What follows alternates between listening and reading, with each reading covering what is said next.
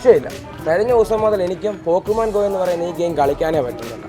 ഏതായാലും augmented reality എന്ന സാങ്കേതികവിദ്യ ഉപയോഗിച്ചിട്ടുള്ള പോക്കിമോൻ ഗോ എന്ന് പറയുന്ന ഈ ഗെയിം ലോകത്തുണ്ടാക്കിയ ഒരു മാറ്റം വളരെ വലുതാണ്. ഞാൻ നിൽക്കുന്നത് തിരുവനന്തപുരത്തെ മ്യൂസിയത്തിലാണ്. ഇത്തവണത്തെ വോക്സ് പോപ്പിലെ തിരുവനന്തപുരത്തെ മ്യൂസിയത്തിലെ പോക്കിമോൻ പിടുത്തക്കാരെ കണ്ടുപിടിക്കാമെന്ന് ഉദ്ദേശിച്ചുകൊണ്ടാണ് ഇരിക്കുന്നത്. നിങ്ങൾ പിക്കാച്ചുവിനെ പിടിച്ചുവന്ന ചോദ്യവുമായി ഇവിടുത്തെ പോക്കിമോൻ പിടുത്തക്കാരുടെ അടുത്തേക്ക് പോവുകയാണ് വോക്സ് പോയി. നമുക്ക് അവരെ തപ്പി ഒന്ന് യാത്ര ചെയ്യാം.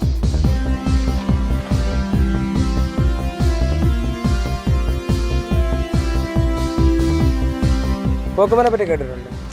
ഇല്ല, കേട്ടിട്ടില്ല. റീസെൻ്റ്ലി ഇപ്പോൾ അതിൻ്റെ ഒരു ഗെയിം ഇറങ്ങിയെന്ന് ന്യൂസിൽ കണ്ടിരുന്നു. നമ്മുടെ അടുത്ത സുഹൃത്തും പോക്കിമോൻ ഗോ എന്നുള്ള ഗെയിമിനെ പറ്റി കേട്ടിട്ടില്ല. അപ്പോൾ എന്തായാലും ഈ മ്യൂസിയത്തിൽ ഇവിടെയൊക്കെ ഏതെങ്കിലുമൊക്കെ ഒരു പോക്കിമോൻ ഗോ കളിക്കുന്ന ആരെങ്കിലും ഉണ്ടാകുമെന്നാണ് എൻ്റെ വിശ്വാസം. അവരെ തേടി നമുക്ക് ഒന്നുകൂടി യാത്ര ചെയ്യും.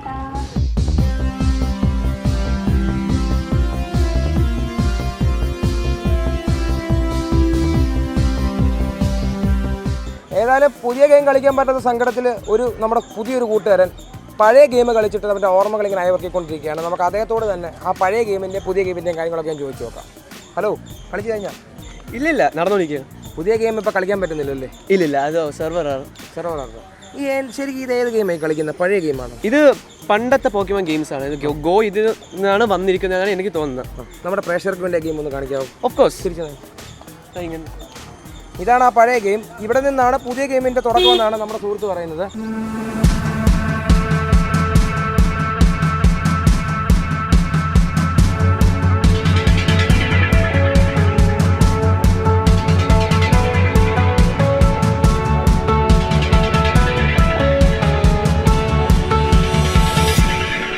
I'm not a big gaming fan.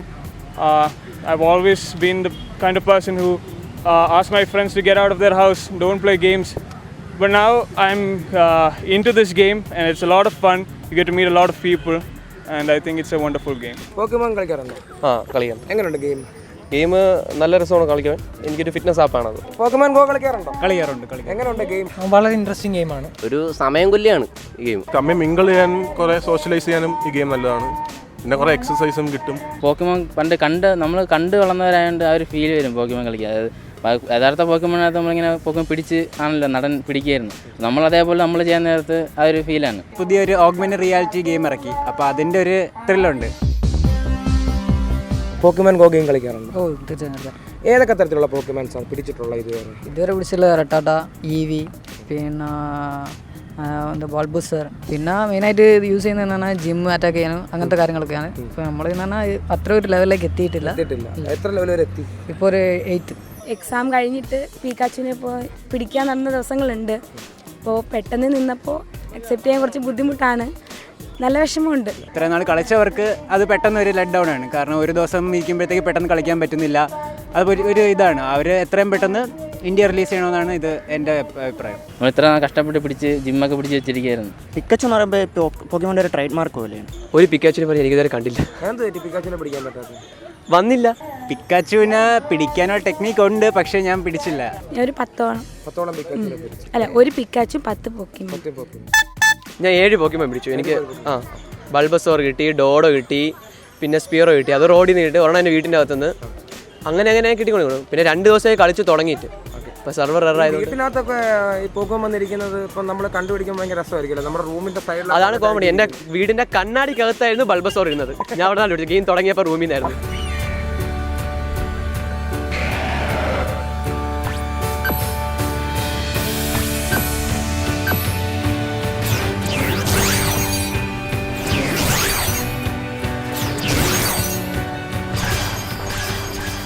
Game start ചെയ്യുമ്പോൾ നമുക്ക് ആദ്യം കിട്ടുന്ന 3 പോക്കിമോണാണ്. ഇല്ലെങ്കിൽ ഒരെണ്ണത്തെ നമുക്ക് പിടിക്കാം.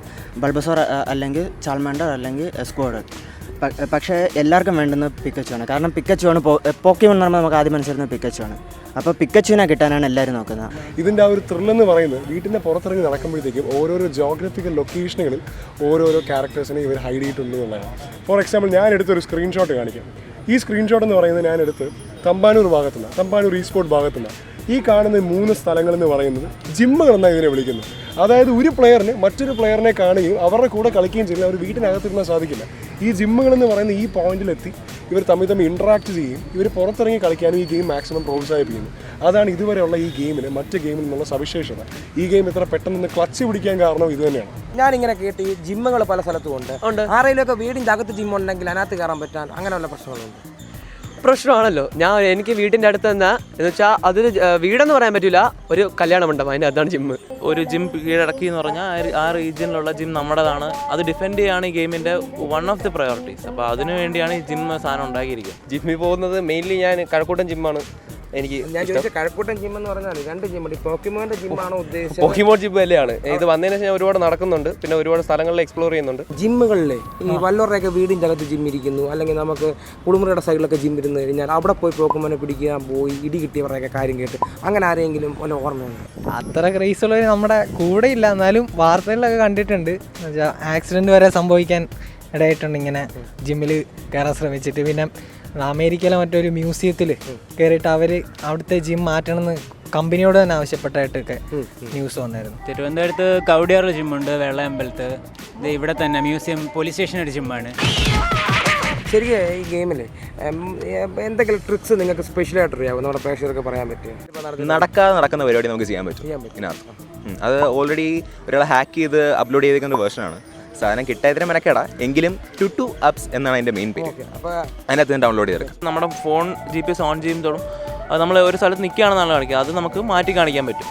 അങ്ങനെ കാണിക്കുമ്പോഴത്തേക്കും വേണമെങ്കിൽ വീട്ടിൽ ഇരുന്നുകൊണ്ട് തന്നെ ഇഷ്ടമുള്ള ലൊക്കേഷനിൽ പോയി അവിടത്തെ ഉള്ള പോക്കിമോൺസിനൊക്കെ പിടിക്കാൻ പറ്റും. നമുക്ക് ആദ്യം 3 പോക്കിമോനെ ഇവിടെ കാണിച്ചു വരുമ്പോൾ നമ്മൾ അതിന് വേണ്ടിയിട്ട് നിന്ന് കൊടുക്കുക, നടക്കണം. ഒരു 3-4 പ്രാവശ്യം നടന്നു കഴിയുമ്പോൾ പിക്കച്ചു ഇതിൻ്റെ 4 കൂടെ ഈ 3 കൂടെ വരും.